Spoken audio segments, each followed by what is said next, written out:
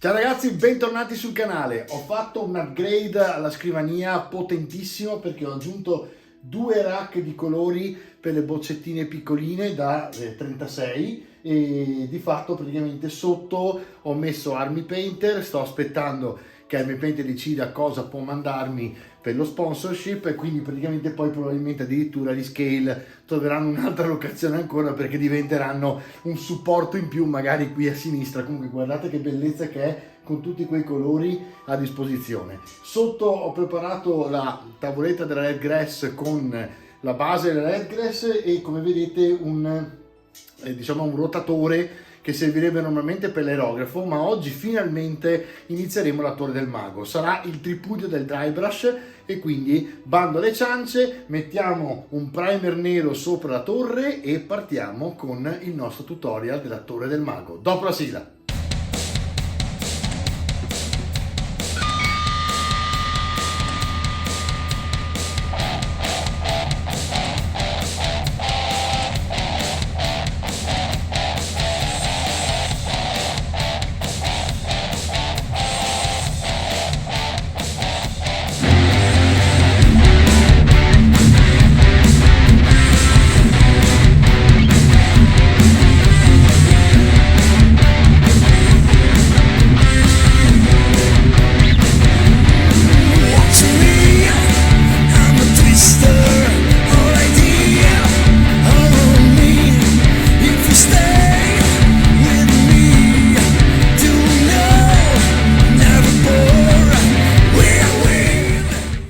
Allora ragazzi, ho detto tripudio del dry brush perché sono rimasto indeciso praticamente fino adesso sul da farsi, nel senso che per fare veloce chiaramente questo sarebbe il top per l'aerografo, perché tra le altre su questa base girando gli date la base velocemente grigia e viene fuori abbastanza bene, però non è la stessa cosa. Dare qui con l'aerografo significa poi dargli le luci, diventa un po' cartone animato, no? Perché se gli date troppe luci, diventa quasi fumettoso. Io vorrei invece renderlo realistico, metterci addirittura i rivoli di acqua poi quando avremo finito, il muschio, attaccarci i licheni e tutto il resto. Quindi direi di andare avanti a mano. A mano l'idea è di fare, siccome è tutta roccia ed è, se vedete, scolpita all'interno della roccia stessa della montagna, fare la montagna con tutto questo esterno qui scuro e poi vi farò vedere tutte delle diciamo anche con i pigmenti piuttosto che con il ruggine della dry rust, per esempio di Warpaint di Army Painter. Potrebbe essere un'ottima idea, cioè dargli praticamente delle gocce di colore marrone scuro, marrone rossiccio e poi fare il wet, cioè sopra il dry brush grigio scuro fare un po' di lavatura bagnata in modo tale che diventi variopinto dal grigio scuro ai vari marroni, lasciarlo asciugare e cominciare col dry brush grigio sopra e differenziare il mattone da cui hanno ricavato scolpendo all'interno della montagna. Siccome l'hanno scalpellato si suppone che il mattone sia più chiaro della roccia e quindi l'idea mia è quella di fare la roccia scura, erosa dal tempo con ovviamente le intemperie, la pioggia che ci batte sopra, il muschio che cresce, e la parte invece scolpita che è sempre ovviamente magari lì da 1000 anni, quindi comunque ci sarà il muschio e tutto, ma è più chiara perché è stata scalpellata. Quindi tutti questi mattoni della costruzione saranno di un grigio più chiaro. Significa che daremo una base praticamente molto scura a tutto e quella veramente la potrei fare aerografo, ma anche qui farò a mano perché qui voglio addirittura lasciare un po' di nero per differenziare, mentre qui andrò di grigio pesante anche nelle insenature per poi andare a fare ancora più chiaro e mettere il wash finale. In questo modo qui sembrerà più scuro e qui sembrerà più chiaro. Da lì sarà tutto un divertimento tra mettere ovviamente foglie piuttosto che capire se questo può sembrare per esempio lavagna scolpita. La lavagna è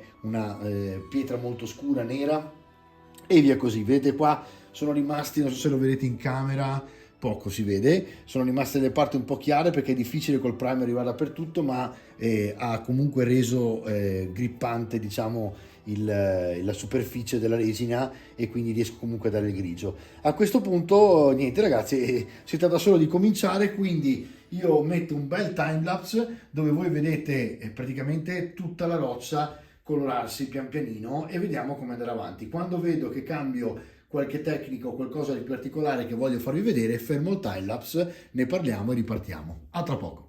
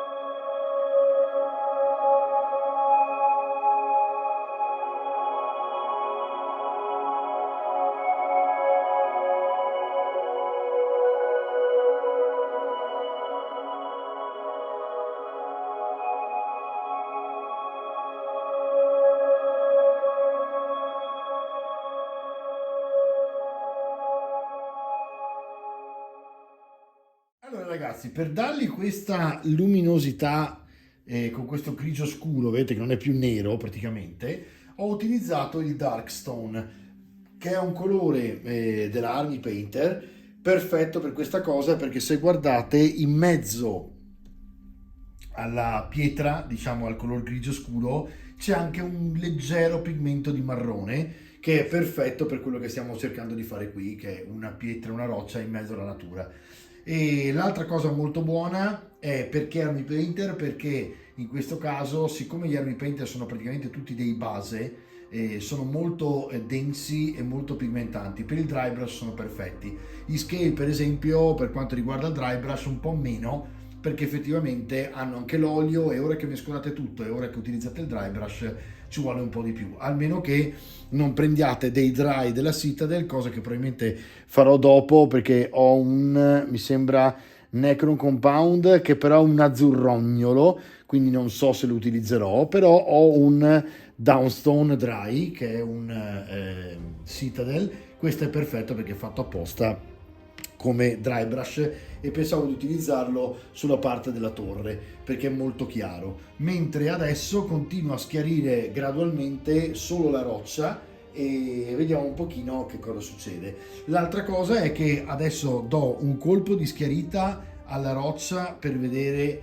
come viene, e dopodiché facciamo quella parte pigmentante. Non so se avete visto che ogni tanto ho fatto un po' di stippling, cioè ho preso il colore puro e l'ho puntellato piuttosto che dry brushato, perché in questo modo praticamente ho fatto l'effetto che si fa anche con l'aerografo, di dare le luci solo da un lato e dall'altro lato lasciare la ombra. In questo caso viene molto bene. Vi devo dire la verità, fa molto male la mano, perché ovviamente a forza di darli giù con un pennello vi spaccate la mano, però devo dire la verità, il risultato finale è meraviglioso. Il dry brush è il modo migliore per invecchiare e per rendere realistico qualcosa, specialmente negli elementi scenici, dove potete schiarire quanto volete col bianco, specie la roccia, che arrivate proprio fino al bianco puro, perché saturando fate sembrare più inserito negli elementi scenici, appunto nel mondo intorno, nel diorama, tutto quello che state dipingendo. Quindi qui si può saturare il colore col bianco quanto si vuole. E vado avanti, quindi il Darkstone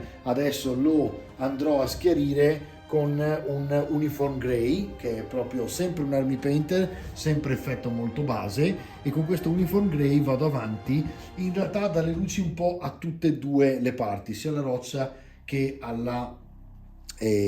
scusatemi, oggi non mi vengono bene le parole, alla parte insomma scolpita. Dopodiché qui andrò avanti con un dry, mentre probabilmente darò solo dei colpetti di luce sulla roccia e andremo a fare quel discorso che vi dicevo dei pigmenti, piuttosto che del un po' ruggine che viene fuori dalla roccia proprio, no? Il metallo che viene fuori dalla roccia naturalmente. A tra poco.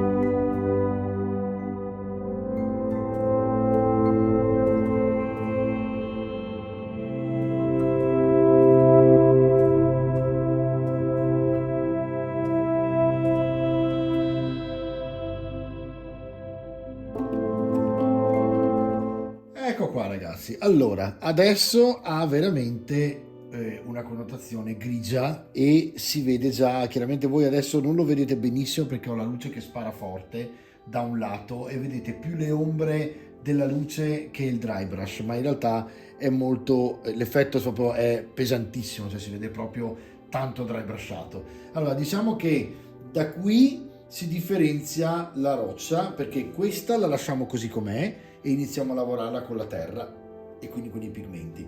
L'altro pezzo lo andiamo a rifinire con il dry downstone e quindi altro timelapse, ci vediamo dopo.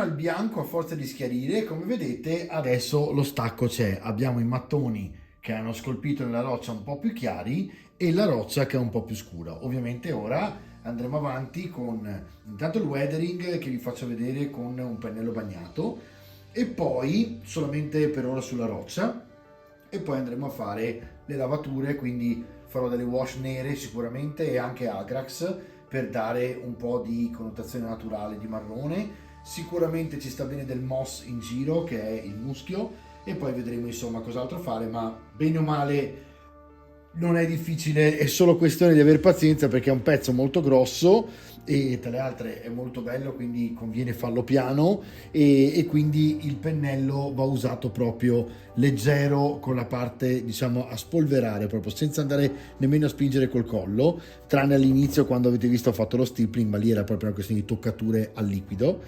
e niente, quindi ora ci siamo più o meno, è sufficiente insomma differenziare con i colori naturali i due tipi di sassi e rocce. A tra poco. Allora, quello che andiamo a fare adesso è praticamente stendere i pigmenti però al liquido e quindi praticamente andiamo ad aggiungere acqua al pennello tanto da poi poter andare a colorare e diciamo diluire il pigmento. Allora, parto dal pigmento più scuro, ok? E comincio nelle parti in eccesso, come vedete, che praticamente mi fa l'effetto, adesso chiaramente voi non lo vedete benissimo in camera, poi vi lo giro man mano che lo faccio, dentro la roccia vado in giro a fare questo tipo di lavoro che serve proprio a andare a rendere naturale lo stacco fra la torre e la roccia, che poi andremo a fare con altri pigmenti. Intanto questa è la base. Ovviamente questa è solo una base interna, quindi cosa succede? Che nel momento in cui voi avete finito questa parte, poi andate a, intanto con tutti gli altri pigmenti, schiarire e poi andiamo a schiarire definitivamente con di nuovo il dry brush grigio quando questo sarà asciutto. Quindi in realtà non rimarranno queste linee nette, tornerà a essere tutto sotto il grigio chiaro, però sembrerà molto più naturale. Quindi adesso vado, vedete, all'interno di tutte le insenature della roccia per dare questa intanto connotazione marrone scuro e staccare e contrastare la roccia. Vi lascio a un time lapse dove userò il marrone scuro, un light brown che è veramente un pigmento molto più chiaro da sfumare e poi ogni tanto metterò anche il wild moss, che significa in inglese il muschio selvaggio, che è un verde che andiamo in giro a mettere appunto nelle zone magari solo da un lato in modo tale che sembri il nord, e lì andremo anche magari poi con l'Arcot a lucidare un pochino la roccia, faremo dei rivoli di acqua con la resina in modo tale che si capisca che è il nord e giustamente lì cresce di più il muschio. Poi sulla base del muschio che andiamo a mettere in pigmento, dopodiché andiamo ad incollare anche i licheni veri e così abbiamo reso veramente realistica tutta la roccia. Vi lascio al timelapse e ci vediamo alla fine di questa parte prima di dare il dry brush finale, così vi spiego un attimino cosa ho fatto.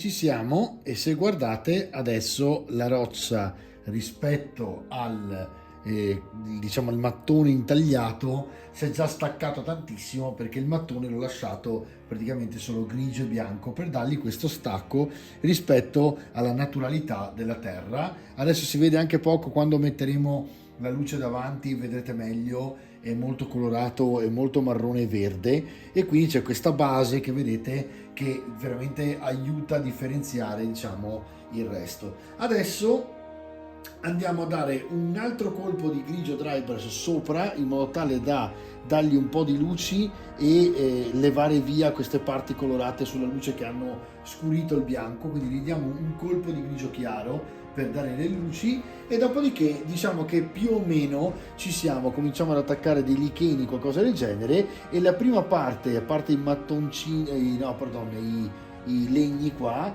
che adesso andrò a fare, e li andiamo a fare con un hardened leather dell'Army Painter, con lo speed paint, così gli diamo praticamente subito un marrone scuro forte, e mi fa già lui le luci e le ombre. Il resto vediamo come viene naturale, al massimo dry brushiamo un pochino anche quel marrone lì. Ci vediamo fra un attimo.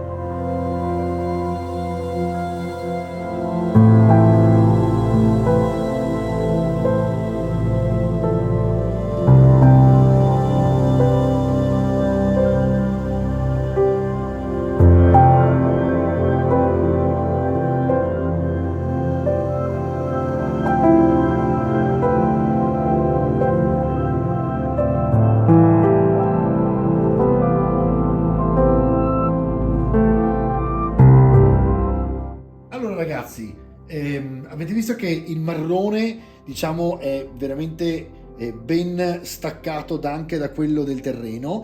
L'hardened leather dello speed paint è stata veramente una buona idea, perché in un attimo, con tanto di grigio e bianco alla base, c'era un pre-shade e tutto è venuto fuori proprio perfetto così com'è, e staccano moltissimo i corrimano. Questi sono i porta corrimano che dopo ci saranno.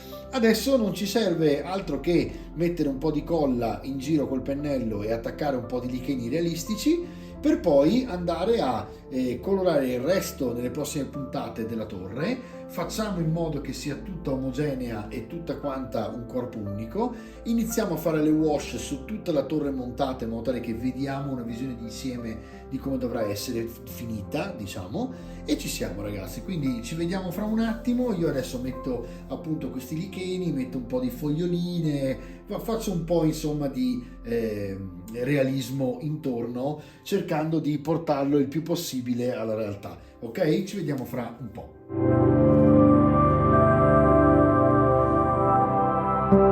Ecco qua ragazzi, allora ho messo tutta una serie di ciuffetti, fiori e licheni che colorano praticamente tutta la parte della roccia che praticamente confina o non confina, insomma, ma veste praticamente la parte naturale della montagna, per poi lasciare un po' più pulita tutta la parte della torre che si va a differenziare. E vedete che lo stacco sicuramente c'è. Poi adesso veramente lo vedete più con una controluce particolare, perché c'è la luce qui che va a cioè se io cambio, vedete la colorazione, ecco, se io faccio così già vedete meglio lo stacco che c'è, no?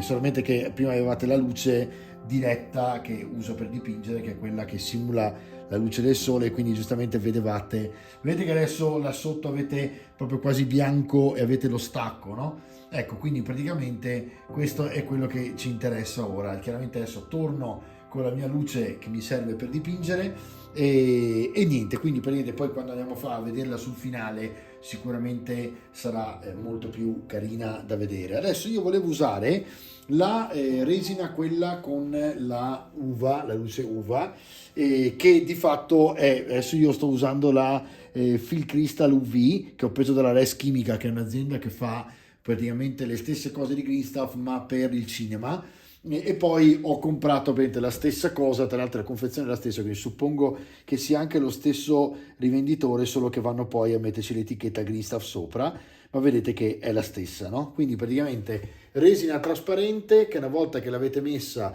basta andare con la piletta uva e avete fatto praticamente l'effetto acqua, e andiamo a ricreare un rivolo d'acqua che scende giù direttamente da questa, stavo pensando, vediamo un po' dov'era, vediamo un po' da dove volevo far uscire l'acqua. Ecco, da qua volevo far uscire da questo buco praticamente l'acqua che scende giù da qui e finisce appena appena qui sulle scalette, oppure va ancora più giù sulle scalette e cola praticamente giù fino a qui. Quindi adesso andiamo a vedere, sicuramente l'acqua se esce da qua va sia a sinistra che a destra e qui andrà a infilarsi là dentro, mentre qui potrà andare a sporcare un pochino le scale.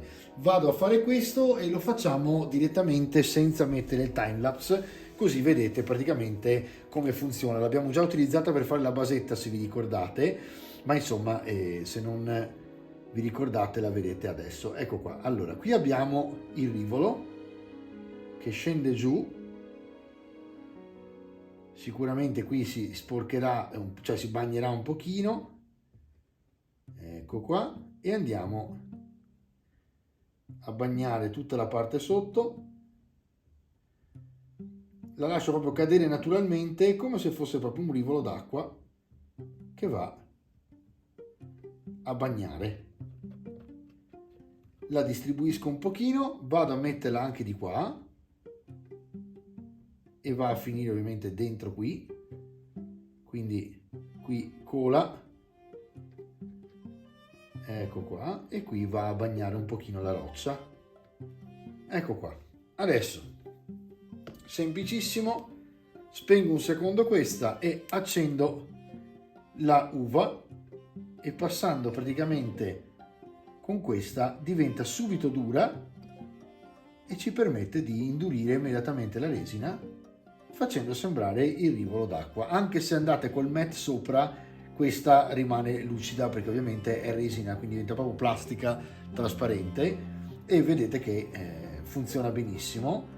Tra le altre proprio è incredibile come in un attimo praticamente solidifica, perché praticamente è già fatta, solo che io resto un po' di più per dare la possibilità di rimanere veramente ben indurita, e ci siamo. Qui dentro ha fatto un bel effetto acqua all'interno, c'è quasi una pozzetta lì dentro, e mi piace molto questa parte qua della decorazione quando avete finito di dipingere, perché fa proprio questa dà questa naturalezza, no? al diorama, che veramente quando uno poi va a girarlo dice ma dai, ma guarda cosa c'è qui, ha fatto l'acqua eccetera. Vedete che adesso se io vado a girare si vede proprio che c'è l'acqua fino a qua che riflette la luce, e ovviamente adesso voi la vedete non giustissima in camera, però diciamo che si vede bene che è acqua che sgorga praticamente da questo punto. Eventualmente quando ho finito poi di dare una mano a tutto il resto posso tranquillamente dargli dei piccoli colpetti di pennello a stippling bianco, in modo tale che sulle rocce dove va a sbattere si vede che fa la schiuma, diciamo un pochino. Scusate se trema un po' la telecamera. Allora, diciamo che per oggi io mi fermerei qui. Abbiamo fatto già un ottimo lavoro. Se tutta la torre viene fuori così, già viene fuori molto bella, e guardate che bella che è la pietra staccata proprio della parte scolpita rispetto a quella della roccia. Ci vediamo per un recap.